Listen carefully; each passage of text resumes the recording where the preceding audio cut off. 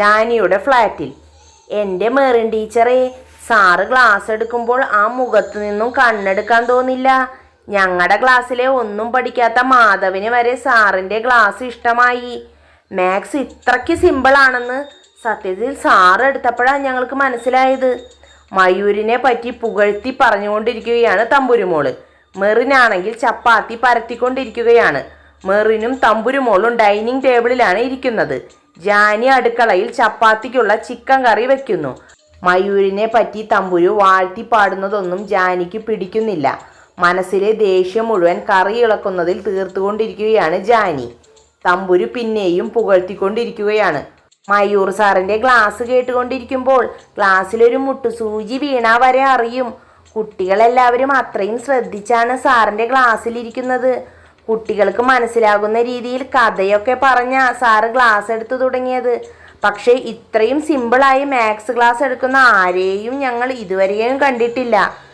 കുട്ടികളെല്ലാവരും പറയുന്നത് ഇനി മുതൽ മയൂർ സാറ് ക്ലാസ് എടുത്താൽ മതിയെന്നാ തമ്പുരു. തമ്പുരുവിൻ്റെ വാക്കുകൾ കേട്ടതും മെറിൻ ഭയത്തോടെ ചുണ്ടിൽ വിരൽ വെച്ചു.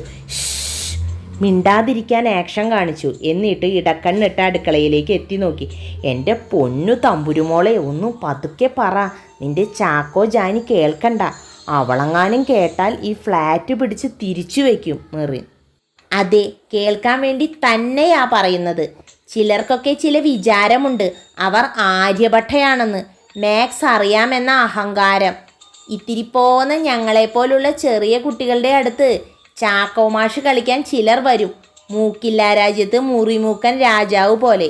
തമ്പുരു അടുക്കളയിലേക്ക് നോക്കിക്കൊണ്ട് ജാനി കേൾക്കാൻ പാകത്തിന് ഉറക്കെ പറഞ്ഞു. എൻ്റെ പൊന്ന് തമ്പുരുമോളെ, ഞാൻ വേണമെങ്കിൽ നിന്റെ കാല് പിടിക്കാം. ഈ ചപ്പാത്തിയും കറിയും ഉണ്ടാക്കി പാത്രവും കഴുകി അടുക്കള തുടച്ചതിന് ശേഷം നീയും നിന്റെ ചേച്ചിയും കൂടി നേരം വെളുക്കുന്നത് വരെ ഇവിടെ കിടന്ന് വഴക്കു കൂടുകയോ തർക്കിക്കുകയോ രണ്ടും കൂടി തമ്മി തല്ലി ചാവുകയോ എന്തു വേണമെങ്കിലും ചെയ്തോ. എനിക്ക് ഒരു വിരോധവുമില്ല. ഇപ്പോൾ നിങ്ങൾ വഴക്കിട്ട് രണ്ടുപേരും രണ്ടു വഴിക്ക് പോയാൽ പിന്നെ ഈ പണി മുഴുവൻ ഞാൻ ചെയ്യേണ്ടി വരും. അതുകൊണ്ട് എൻ്റെ പൊന്നു മോളും മിണ്ടാതിരിക്കി. മെറിൻ കൈകൾ കൂപ്പിക്കൊണ്ട് പറഞ്ഞു. ഓക്കെ തമ്പുരു. അടുക്കളയിൽ തട്ടും മുട്ടും ശബ്ദങ്ങളുടെ ബഹളമാണ്. ചേച്ചിയുടെ ഫ്രസ്ട്രേഷൻ മുഴുവൻ താങ്ങാനുള്ള ശക്തി ആ പാത്രങ്ങൾക്ക് കൊടുക്കണേ ദൈവമേ, തമ്പുരു ജാനിയെ കളിയാക്കിക്കൊണ്ട് പറഞ്ഞു. തമ്പുരുവിൻ്റെ തഗ് ഡയലോഗ് മെറിന് ഇഷ്ടപ്പെട്ടെങ്കിലും ജാനിയെ പേടിച്ച് അവൾ ചിരി അടക്കി പിടിച്ചു. കറി ഉണ്ടാക്കിയതിന് ശേഷം ജാനി ഡൈനിങ് ഹാളിലേക്ക് വന്നു. തമ്പുരുവിനെ ഒന്ന് കൂർപ്പിച്ചു നോക്കിയതിന് ശേഷം ചവിട്ടിത്തുള്ളി മുറിയിലേക്ക് പോയി. എന്തിനാ തമ്പുരു നീ അവളെ ചൊറിയാൻ നിൽക്കുന്നത്? മതി, നിർത്ത്. പറഞ്ഞ് അങ്ങ് കയറിപ്പോവാതെ. പരിഹസിക്കുന്നതിലൊക്കെ ഒരു പരിധിയുണ്ട്.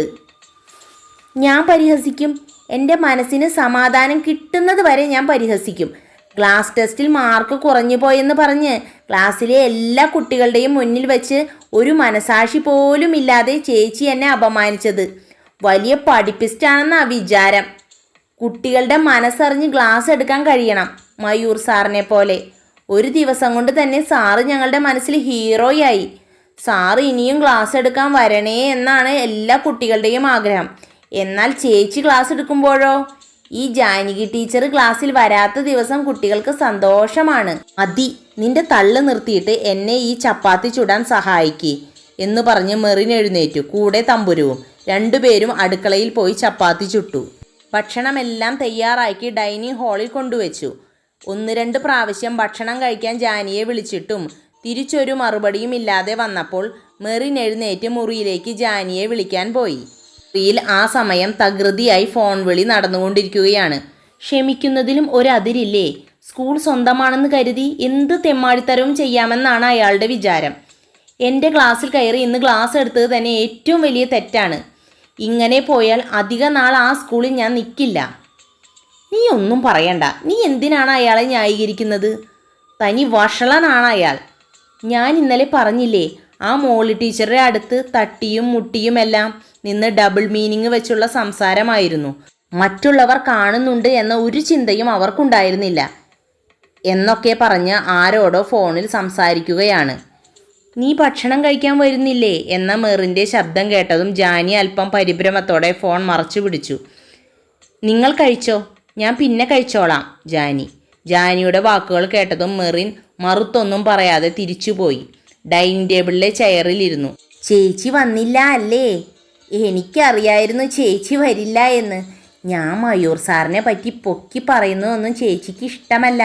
ഇവിടെ നമ്മുടെ കൂടെ ഇരുന്ന് ഭക്ഷണം കഴിക്കുമ്പോൾ ഞാൻ സാറിനെ പറ്റി പറയുമെന്ന് ചേച്ചിക്ക് നന്നായി അറിയാം എന്ന് പറഞ്ഞ് തമ്പുരു ഭക്ഷണം കഴിക്കാൻ തുടങ്ങി. ജാനിയാകട്ടെ ഫോൺ ചെയ്ത് നടന്ന് ബാൽക്കണിയിലെത്തി. അവിടെ നിന്നും സംസാരിക്കുമ്പോൾ 2 കണ്ണുകൾ ജാനിയെ വീക്ഷിച്ചു കൊണ്ടിരിക്കുന്നുണ്ടായിരുന്നു.